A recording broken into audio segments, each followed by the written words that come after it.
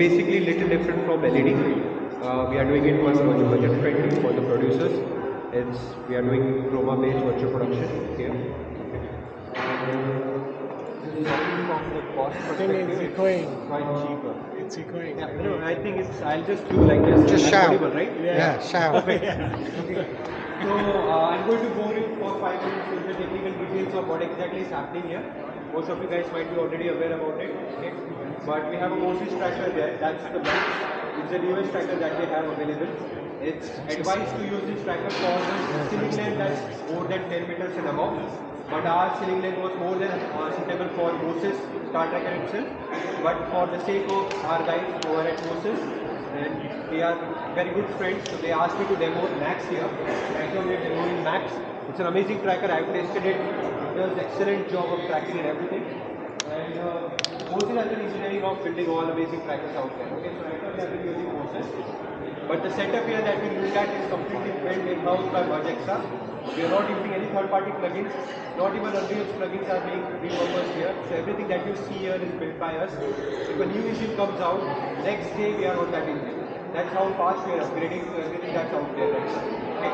Right now the system is running on 5.3. 5.4 was quite recent, okay, but we decided not to shift, but we can jump on 5.4 also. The map that we look here, it's not one of our own maps, it's from the electric demo made by Unreal Engine itself. Okay, we deliberately choose this map just to challenge ourselves how fast we can get a VP plugin inside a map that is quite performance intensive. Electric Trains is one of the most heaviest map Unreal has built ever. Okay, it requires, even on a 4090 PC that I have here, it runs at 45 FPS. Considering if that was to be repurposed with Unreal's plugin to work on virtual production, it won't work, period. It won't work. But we got a virtual production setup running inside this. It can go as high as till 47 FPS or something. After that, it will start bottlenecking my GPU. That's the limitation here. Everything is working on one PC setup. That's it. That's all your investment that is needed. Apart from the tracker, the whole setup over here that you're looking at will cost you around just 7,000. That's it. That's all it is. And the tracker is the most costly stuff here, but you can go for cheaper alternatives, which I won't advise because it's the best out there right now. Okay. Then what we have here are few lens encoders again provided by Moses. Our team takes very intricate detail. They try to calibrate the lenses that are available here. We are using Supreme Prime lenses by these. We have calibration data available by them. Unfortunately for these lenses, they are quite old. So I did request the data to be made available, which we didn't have, so we have to spend some time calibrating these lenses. So we have them calibrated for each of the focal length that is there. It starts from the lowest, goes up till highest. So most of the people are not aware, but even changing the little bit of focus will make your FOV go a little longer or little shorter. It depends. So we take care of all those details while calibrating these lenses. We can do anamorphic also, but we don't advise on it because anyways you are shooting on CG. So while shooting in CG, anyways your CG is going to be rendered by render engines, right? You can add anamorphic lens effects to your render engines later. So you can do spherical. Spherical lenses are easier. It's cheaper to rent out. So that's our advice on it. Okay, so that basically covers everything related to technical aspect of it. Okay. So the tracker tracks everything on the roof. So we call them stars. They are placed randomly. It determines the position of the tracker based on the how it perceives the stars that are on the top of the ceiling. The very basic fact that it has to look at the stars is the only limitation right now with this setup. We cannot rotate the camera like completely down, okay, because it won't be able to look at those stars. Okay, you can also have the stars on the ground, but then they all will be visible in your mind. It's not advised. So apart from this particular limitation, which is quite restricted by the hardware, nothing else is limited. The limitation is your imagination. That's it. Okay. So now let's talk about what exactly is happening here. I have disabled almost all the features that we have built right now. What you are looking at is a basic VP setup with the CG background and your foreground actor. Thank you, Imran, for joining me. Okay. So we have him. If I move the camera, he is getting tracked in real time. So we have, you can see the backgrounds and everything. Yeah. So for the people who are already aware about it, I don't have stage extension on right now. If there was stage extension, all you can see is the scenes getting replaced by the vision background itself.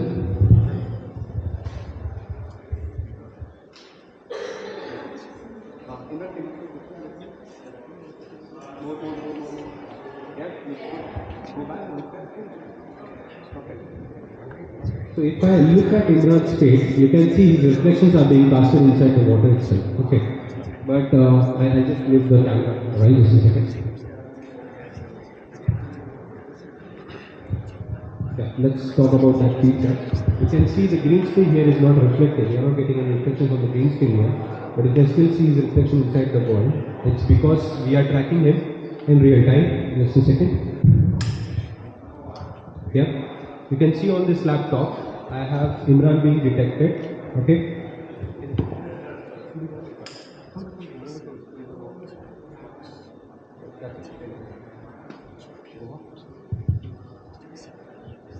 So you can see it can also detect two people.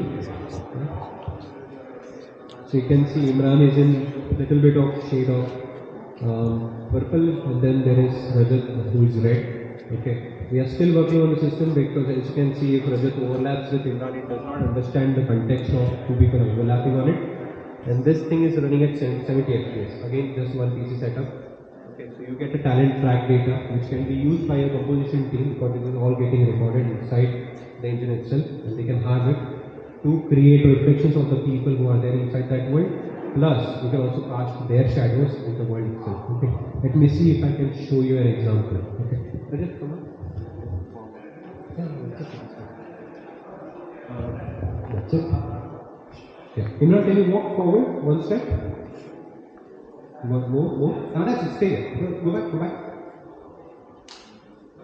That's it. That's that. If you look closely in this region, you can see sunlight, right?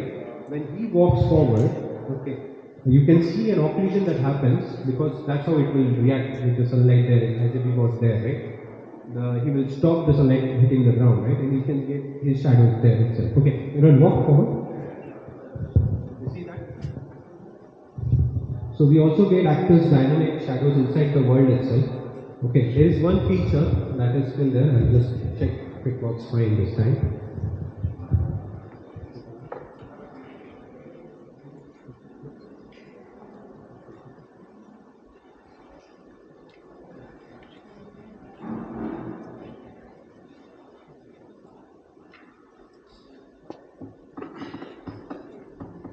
Yep. It looks little.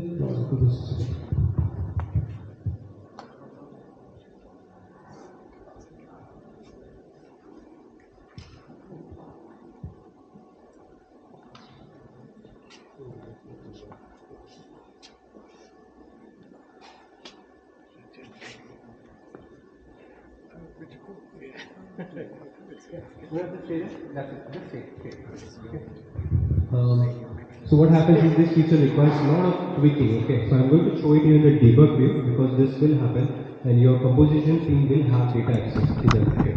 So if you look closely, you can see the leaves shadow on his hands. There. Okay, you know, walk like this. So you see those shadows are being casted on him. Okay. Unfortunately, it's wearing black. Okay, so the highlights are not that visible. Okay, if I turn on the normal mode, but you can still see the shadows from the virtual world casting on it. Okay, so again, this is all working because we are using talent tracking. Okay, and just to highlight it out, I don't have any kind of external hardware on the camera right now. Okay, it's all computer vision. We are processing the camera feed. Again, that becomes a limitation if you're not looking at the actor as whole. The computer vision cannot understand where exactly he's standing because he has no, the computer has no idea where exactly is the leg of the actor, right? That's how it is determining where exactly he's standing, the actor, and talent there. Okay. That's the whole aspect of what exactly are the new features that we have added on the virtual world. Okay. Now, talking about process and pipeline for the creative field, okay. This gives you a benefit of having this composition directly fed to your camera. Okay. Just a second.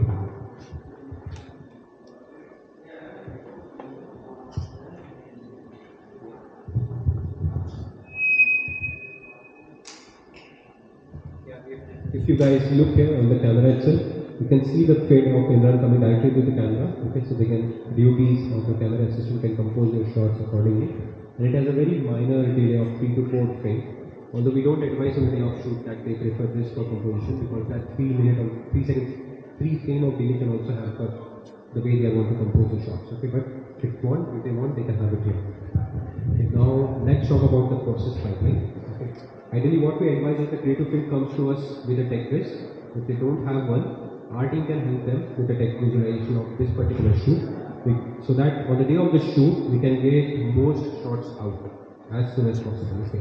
Our tech quiz helps you with that you can know and actually at least understand what kind of shots you're going for, how those are to be shot, what kind of equipment will be required, what kind of lenses will be required, and will you or your team will be able to get those kind of shots in this particular virtual world. Okay. And based on that, you can also decide what shots goes into virtual, what shots goes into traditional VFX process pipeline, and what shots need to be shot with plates, what goes for real shooting and everything. So you can determine shots based on that. Okay. And it optimizes your time to deliver the final footage out there. Okay. And this thing right now, if I had to record on the camera, if I hit record here, I get a raw footage on the camera. If my colleague there records there, he will get a mix of that. It gets embedded with the time code that's there on the top, with the camera frame data there, with the distortion data on the bottom. Everything gets embedded inside the file itself. Okay. Plus, if I record on the Unreal Engine, I get the track data coming out. Okay. So all these 3 data, they can be supplied to your VFX team, and they can take care of the post-production work that happens. Right now, the very fact that this is happening in real time, you have to compromise a little bit of the quality. Okay. But all that track data, once it goes to your composition team, they can render out this Unreal Engine background with much more higher details by using human or by part tracing. Okay. So you get a better detailed background, and you get a better composition also of how exactly he blends much more better. He blend much more better. The key will be much more better and so on. Okay. And then the raw files can be sent to your DIS analyst. Okay. And finally sending to your basically you can just release the film if you want. Okay. Now the fun of this particular process is the moment you record with us and the shoot is over, you get a mix of it. And that mix can go to your editor, and they can exactly understand what kind of composition the director was looking for, or the DOP was looking for, right? Then that the same edit can be sent back to the audio guys also. They don't have to wait for your VFX composition to come out, right? So that basically reduces your post-production time by a lot. So, speaking in terms of number, this is what we hope for usually. If 100 seconds is what your film takes to be executed to the final point, this will get it down to 50. Okay. And we are hoping that this will eventually get it down to 10, because all this is eventually going to get replaced by artificial intelligence or some kind of machine learning model. It's already out there. We are still working on it. Even our team is trying to work on it. You don't have to spend a lot of time on creating all this stuff. Okay, you can just train the model with your faces and diagrams and everything, and it will create whatever shots that you want them to do. Yeah, so that basically concludes everything that is there regarding this. Okay. If you want, we can do something hands-on. If you have any kind of thoughts in your mind, you can tell me. You can do it here. Like I can do handheld. Apparently, the camera is quite heavy. Okay, but there are a few shots that we did handheld, and I can show you some videos on it. And if you have any other questions, you can ask me. Thank you.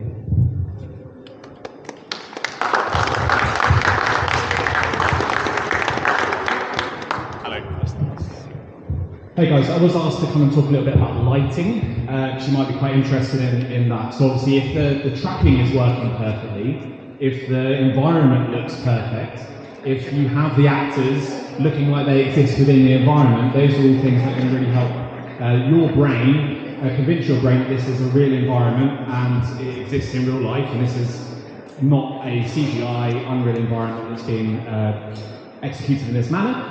But lighting is very important for that as well. So if you've had a chance to see the previous demo, it's on our screen over there, you can actually see it in the corner. We shot a demo where we recreated a hospital theatre. And a big way in how we made that convincing and how we made that feel real to your human eye when watching it was utilising motivational lighting, was utilising props, was utilising foreground elements and real flooring to almost create that mixed reality environment where you have real assets, real environments mixed with the CGI environments, and that really helps to bring this to life. If it's fully CGI on green screen, it's very difficult, and a lot of those elements will need to be added in post-production to convince you that it's real.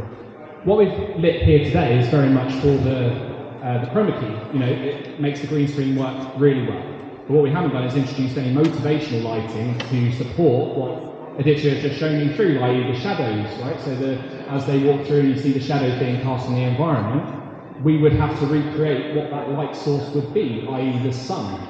So you would have to have a hard spotlight recreating what that lighting effect on the person would be in real life, and perhaps utilise some foreground elements to break that up as if they were leaves. So it's all about layers, adding layers and layers of texture and objects and people to convince the brain, the human eye, that this is a real environment and not a CGI one. So I think, very much from the technical element of things, there are a lot of things that have to fall into place and work well to make this happen. But there's also a lot of craft in the art direction, the creative storytelling, the choice of lens, lens distance and focal length to make sure that this works well for the story, for the film that you're trying to create. So also, if you have any questions around lighting and lens choice and storytelling within the environment, feel free to ask me, I'll be here. But it'll be great for you guys to be able to experience the environment and the camera movement if you have time to stick around and experience that with Aditya and the team. So yeah, thank you guys. We're really excited about this technology. We want to utilise this space as much as we can. So if you yourselves as individuals have creative ideas or ideas for films or want to use and hire this space, then please do talk to us and make that happen. Okay, so thanks for your time. But yeah, Aditya, all good. If you have any questions, let us know. We'll try our best to answer them. I just forgot to mention about one more feature here. So you can see we are merging a drone shot that happens virtually with the real camera itself. Okay, so all this type of shots can also be done. We had one question quite way back actually. Eventually we also learn from the creative community itself. Okay, if your studio is too small, how do you take a camera further back away from the wall itself, right? So that's how we developed this. Okay, we have a controller there. Okay, and that can help you go back further. So that's us doing a digital zoom. Perfect, yes. Any questions?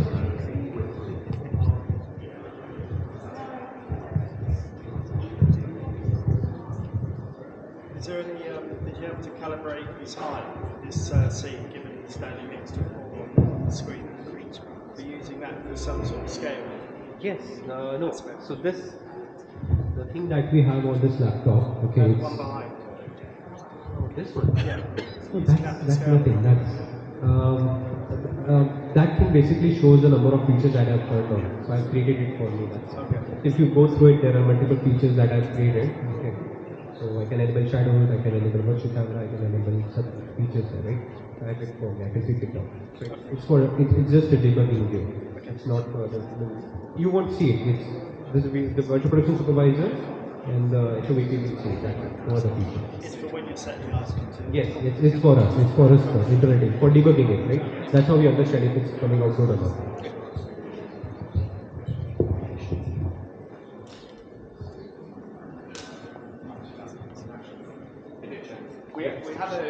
We had a good question over here about like environmental interaction. So like, i.e., if he was to walk into the puddle, what would happen? Because obviously, if he walked into the puddle and there was no displacement of water, no splash, it wouldn't look real, would it? So I don't know if we have a technical answer to that.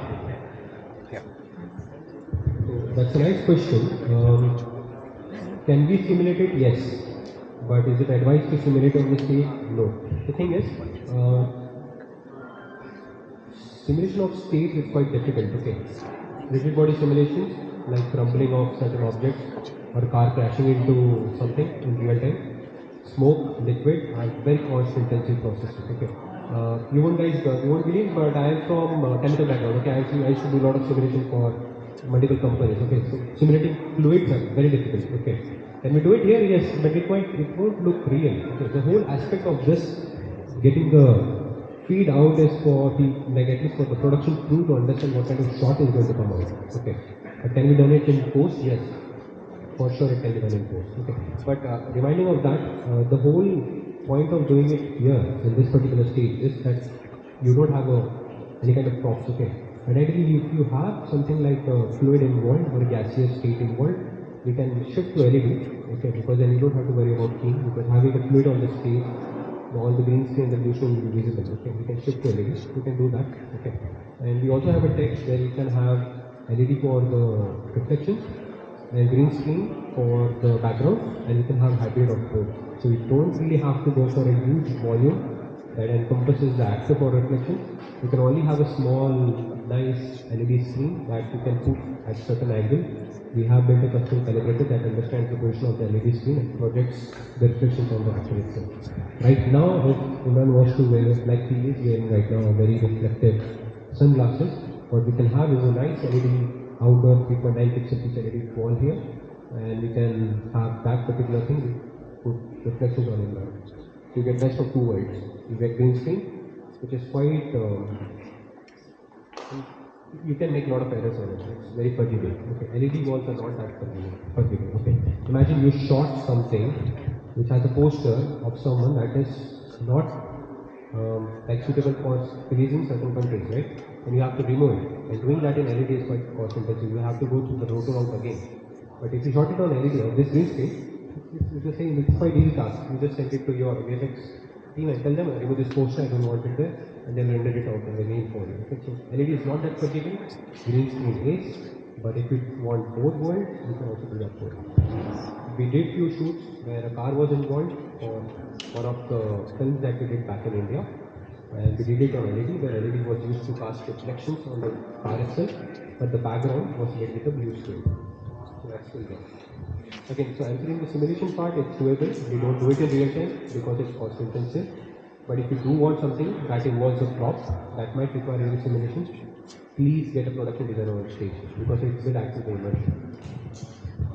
What's also very cost efficient and something we demoed in the desert scene that we shot is we can extend a practical, what we did is we built a 6x8, I think it was, pit of sand, and then we extended that environment, with CGI. So we didn't have to make the whole space full of sand, we were able to extend that environment. So that's a very cost-effective way, but it allowed you to capture the footprints in the sand, which you wouldn't get in CGI. We did that practically, So that's very important to consider. You want to think of that hybrid approach and, like I said, the practical lighting, the practical props, and how you blend those into the environment. Another question, a good question you had, was how easy is it to swap out environments, quickly? And something that's a real benefit of virtual production, whether it be with green screen or LED lighting, is the ability to shoot through various locations in a day of shooting. So you might hire the stage for a day, but you may be able to shoot 3 different locations in that day, which in itself helps reduce costs. So, it's a very efficient, it's a very accessible way of filming multiple locations. So you said, if there's a runway and you want to shoot a fashion show, but you want to swap out the backgrounds, changing the colours or creating different environments, if those environments have been built before the shoot, it's as easy as opening up the new environment and switching out that location and scene to a new one. So, it's all about that pre-production and planning stage for what you want to achieve, which makes the actual shoot day very efficient. And that was a great question, a great consideration as well. So.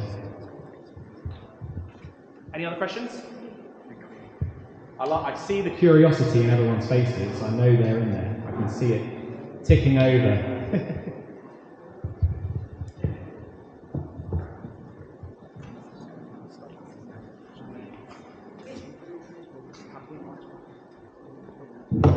Just answering that particular question, how fast can we switch scenes? I did not want to do this because you never know Moore's law, right? Things that are supposed to go wrong will go wrong. So I'm trying to switch scene now. Okay, I think it will work.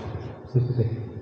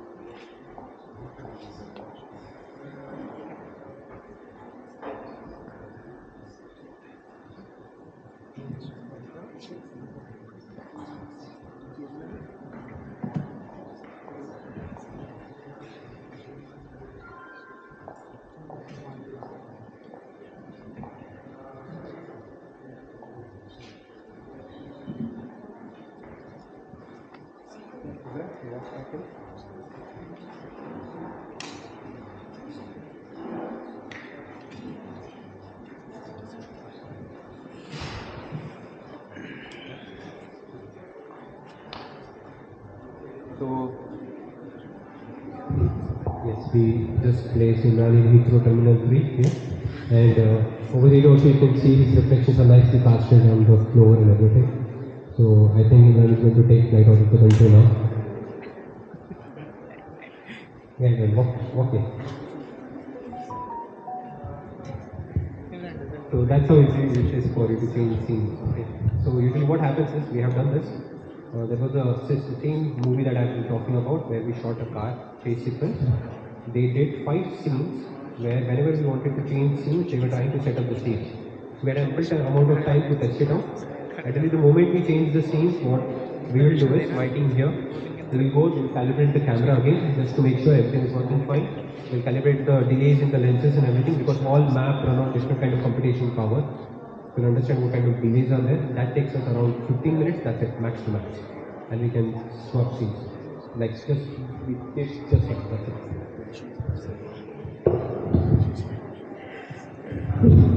Also you can go around stages if you don't like this composition.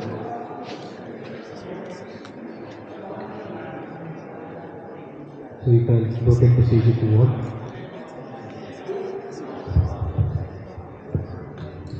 Yes, any more questions?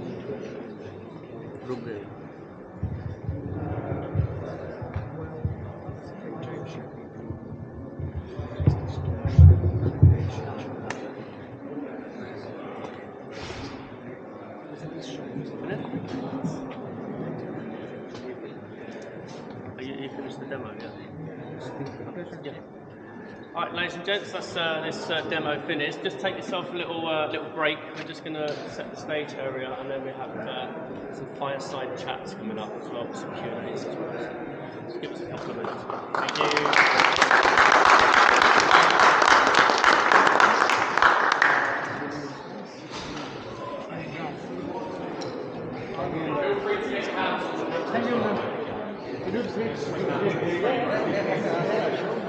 लेकिन इसके पैर एक जगह नहीं रुकते यार